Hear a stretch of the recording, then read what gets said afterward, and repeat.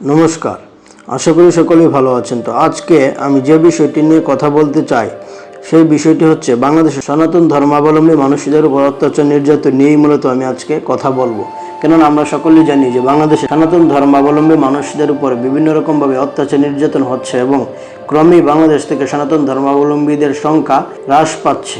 এর ফলে বাংলাদেশে হিন্দুদের টিকে থাকা হুমকির মুখে পড়ে গিয়েছে।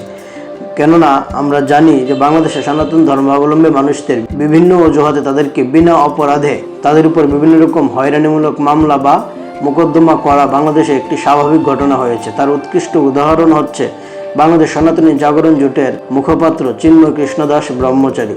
তাকে বিনা দোষে একটি মিথ্যা মামলা দিয়ে এবং পরবর্তীতে আরও অসংখ্য মামলা দিয়ে এর মধ্যে একটি হত্যা মামলা দিয়েও তাকে কারাগারে 1 বছরের উপর ধরে আটকে রাখা হয়েছে এবং তার কোনো সঠিক বিচার এখন পর্যন্ত করা যাচ্ছে না। অথচ চিন্ময় কৃষ্ণকে যখন জেলে নিয়ে যাওয়া হচ্ছিল তখন সে প্রিজন বেনে ছিল, আর বাইরে কে বা কারা একজনকে হত্যা করেছিল তার সেই হত্যা মামলার দোষও তার উপর দেওয়া হয়েছিল, যা কিনা খুবই দুঃখজনক। এবং এইভাবেই বাংলাদেশের সনাতন ধর্মাবলম্বী মানুষদের উপর অত্যাচার নির্যাতন হচ্ছে এবং তারই ধারাবাহিকতায় ওই চিন্ময় কৃষ্ণ দাসের সঙ্গে আরও বিভিন্ন সনাতন ধর্মাবলম্বী ব্যক্তিদেরকে বিনা বিচারে জোর করে ঘর থেকে নিয়ে কারাগারে বন্দি করে রাখা হয়েছিল। তাদের পরিবার পরিজনের কিভাবে আছে, তারা কি খাচ্ছে কি না খাচ্ছে সেই বিষয়ে বাংলাদেশ সরকারের কোনো চিন্তা ভাবনা নেই। তারা তাদেরকে প্রতিনিয়ত নিগৃহীত এবং নির্যাতিত করেই চলেছে।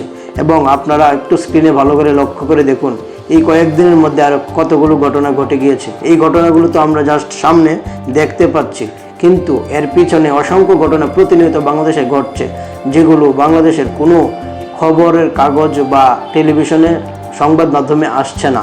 এবং এইখানে যে কয়েকটি আপনারা দেখতে পাচ্ছেন এগুলো সামাজিক যোগাযোগ মাধ্যমে আমরা জানতে পারছি। আর বাংলাদেশের সনাতন ধর্মাবলম্বীদের প্রধান বিরোধী হচ্ছে বাংলাদেশের সংবাদ মাধ্যমগুলো। তারা সনাতন ধর্মাবলম্বী বিভিন্ন সংগঠনের বিরুদ্ধে কুৎসা রটনা করছে এবং হিন্দুদেরকে সহজ টার্গেটে পরিণত করছে। অথচ এই সমস্ত অত্যাচার নির্যাতনের খবর একটি খবরও তারা প্রকাশ করছে না এবং করে না জেনে বুঝে। তাই আমি আশা করব বাংলাদেশের সনাতন ধর্মাবলম্বীদেরকে আপনারা ঐক্যবদ্ধ হন এবং নিজেদেরকে রক্ষার জন্য আন্দোলন সংগ্রাম গড়ে তুলুন এবং নিজেদের সন্তানদেরকে নিজেদের ধর্ম সম্পর্কে সঠিকভাবে জানান। তাহলে সনাতন ধর্মাবলম্বীরা বাংলাদেশে রক্ষা পাবে, নতুবা নয়। এবং প্রশাসনকে অনুরোধ করব বাংলাদেশের সনাতন ধর্মাবলম্বীদেরকে অবিলম্বে হয়রানিমূলক মিথ্যা মামলাগুলো থেকে মুক্তি দেওয়ার জন্য। আমি আশা করব আপনারা আমার কথাগুলোকে একটু ভাববেন। তো আজকে এই পর্যন্তই, কথা হবে পরবর্তী এপিসোডে। সেই পর্যন্ত ভালো থাকুন। ধন্যবাদ সবাইকে। নমস্কার। ওম শম।